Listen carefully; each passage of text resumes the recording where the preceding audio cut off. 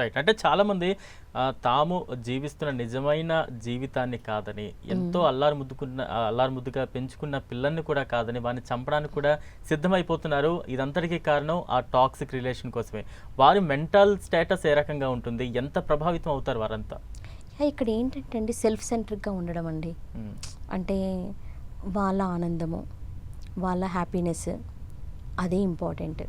అది కంప్లీట్లీ ఏంటంటే psychological state of mind ఏముంటుందంటే ఎంపతి ఉండకపోవడం. Okay, at the same time ఏంటంటే గ్యారంటీగా ఏంటంటే ఖచ్చితంగా వాళ్ళు సైకలాజికల్లీ డిస్టర్బ్డ్ ఉన్న పర్సన్సే ఉంటారు. ఓకే, సో రీసెంట్గా ఒకటి నేను చూశాను న్యూస్ పేపర్లో. పిల్లలకి హెల్త్ బాగాలేదు, తల్లి చాలా డిప్రెస్డ్ అయిపోయింది.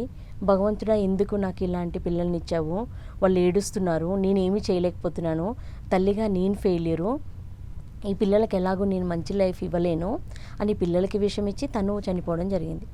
ఓకే, సో ఇలాంటి కేసులు మీరు గమనిస్తండి, అసలు బిడ్డ పుట్టగానే తల్లికి డిప్రెషన్లోకి వెళ్తుంది ఎవరైనా కూడా అండి.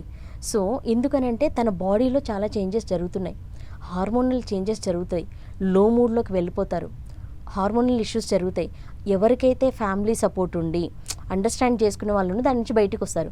ఈ అమ్మాయి విషయంలో ఏం జరిగింది, already she in depression.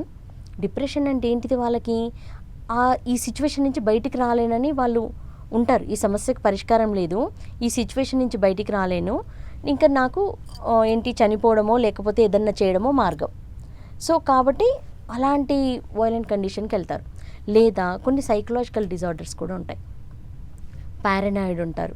So రిలేషన్షిప్లో ఏదైనా జరిగే, మీరు అన్నారు వైఫ్ అండ్ హస్బెండ్ ఇవన్నీ చేసుకోవడం అంటే పారనాయిడ్ ప్రాబ్లమ్స్ ఉంటాయి. అంటే అనుమానం అనేది ఒక రోగం, సైకలాజికల్ డిజార్డర్. సో వాళ్ళకి ఏంటంటే ఇప్పుడు చాలా కొంతమంది ఏంటంటే ప్రతి భార్యను అనుమానిస్తూనే ఉంటారు, డైవర్స్ తీసుకుంటారు, మళ్ళీ ఇంకొన్ని వాళ్ళ లైఫ్లో అలా జరుగుతుంటుంది. సో సెన్సిటివ్ ఉన్న వాళ్ళు ఇంకేదో చేసేసుకుంటారు. అంటే పారనాయిడే కాదు, రకరకాల డిజార్డర్స్, స్కిజోఫినియా, రకరకాల డిజార్డర్స్ ఉంటాయండి. అలాంటి పర్సన్స్ కూడా మనకి సైకలాజికల్ ఇష్యూస్ ఎంతమందికి తెలుసండి, దాని సిమ్టమ్స్ అవగాహన ఉండవు. ఓకే, ఇప్పుడు హాలోజినేషన్స్, డెల్యూషన్స్ ఉంటాయి, ఎంతమంది అబ్జర్వ్ చేయగలుగుతారు? అలాంటి వాళ్ళు కూడా ఇలా చేసే ఛాన్సెస్ ఉన్నాయి. సో కాబట్టి అందుకని ఏంటంటే ప్రతి పర్సన్ సిచ్యువేషన్లో సేమ్ ఉండదు.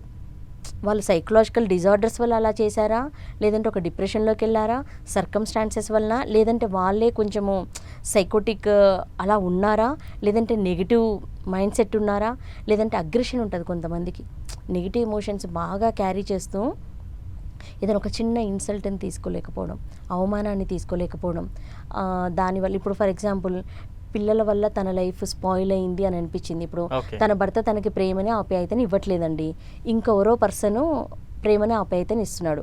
ఆ పర్సన్ ఏం చేస్తాడు, నువ్వు నాతో ఉండాలంటే నీ పిల్లలు అడ్డు, ఒక వర్డ్ యూస్ చేశాడు అనుకో ఫర్ ఎగ్జాంపుల్. ఆ ఉమెన్ ఎమోషనల్లీ ట్రాప్ అయిన పర్సన్ ఏం చేస్తారు, నేను హ్యాపీగా ఉండాలంటే వీళ్ళడ్డు, ఎలాగూ ఈ భర్తతోటి సంతోషం లేదు అంటే ఇట్స్ ఏదంటే వాళ్ళకి థాట్స్ ఎలా డెవలప్ అవుతాయన్న వాళ్ళ కంట్రోల్లో ఉండదు. ఓకే, సో ఇదంతా కూడా ఏంటంటే మనం ఎడ్యుకేట్ చేయాల్సిన విషయాలండి ఇవన్నీ కూడా. ఓకే, సో దానికి సైకలాజికల్ డిజార్డర్స్ అయి ఉండొచ్చు, లేదంటే ఎమోషనల్లీ ట్రాప్ అయి ఉండొచ్చు.